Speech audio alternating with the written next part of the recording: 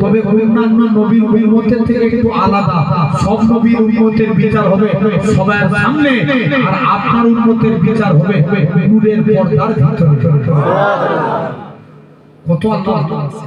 তাহলে এক নাম্বার আমরা চুল কাটবো কার স্টাইলে? নবীর স্টাইলে। দুই নাম্বার গোঁফ ছোট করা, দাড়ি বড় করা। কি বললাম? গোঁফ ছোট করা, দাড়ি গোঁফ ছোট, দাড়ি বড় করা, এটা হলো 2 নাম্বার। 3 নাম্বার নখ কাটা। এই আগুনটার নাম কি? সাদাত আগুন।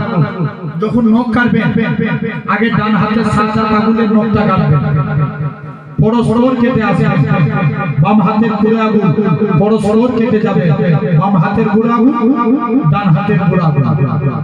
ঠিক এভাবে পায়ের নখ কাটবে।